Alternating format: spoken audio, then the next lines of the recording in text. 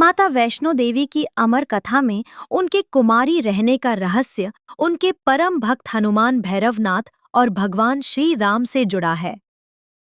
यह केवल एक पौराणिक कथा नहीं, बल्कि अटूट भक्ति, धैर्य और धर्म की स्थापना की गाथा है।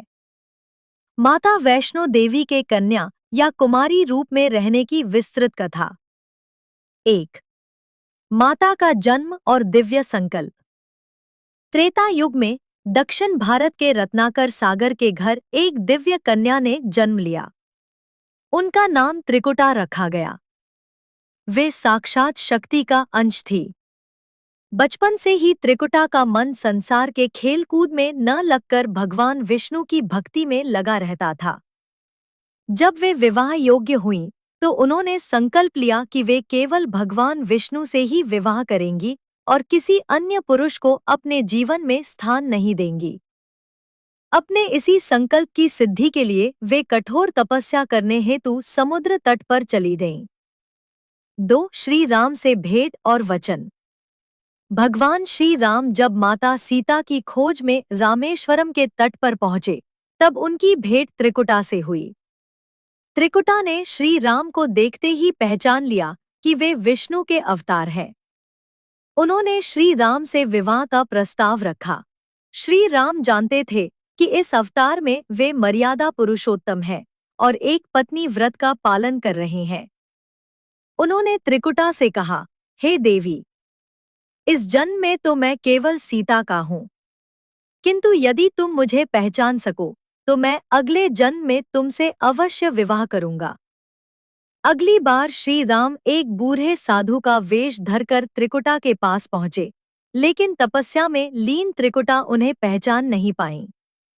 जब श्री राम ने अपना वास्तविक स्वरूप दिखाया तो त्रिकुटा पछताने लगीं। तब श्री राम ने उन्हें सांत्वना दी और कहा कि कलयुग में वे कल्कि अवतार लेंगे, तब वे उनकी अर्धांगिनी बनेंगी। तब तक के लिए उन्होंने त्रिकुटा को उत्तर भारत की त्रिकुटा पर्वत की गुफा में निवास कर भक्तों का कल्याण करने और तपस्या करने का आदेश दिया। 3. भैरवनाथ का पीछा और कुमारी रूप। श्री राम के आदेशानुसार माता ने उत्तर की ओर प्रस्थान किया। वहां वे वैष्णवी के नाम से प्रसिद्ध हुईं। इसी दौरान एक तांत्रिक भैरवनाथ माता की दिव्य शक्तियों से मोहित हो गया और उनका पीछा करने लगा। माता अपनी पवित्रता और तपस्या को भंग नहीं होने देना चाहती थी, इसलिए वे वहां से भागकर पहाड़ों की ओर चली गईं। वे 9 महीनों तक एक छोटी सी गुफा में रुकी, जिसे आज अर्धकुंवारी कहा जाता है। इस गुफा का आकार एक गर्भ जैसा है, इसलिए इसे गर्भजून भी कहते हैं। माता यहाँ उसी प्रकार रही जैसे एक शिशु गर्भ में रहता है। 4. कुमारी रहने का आध्यात्मिक कारण।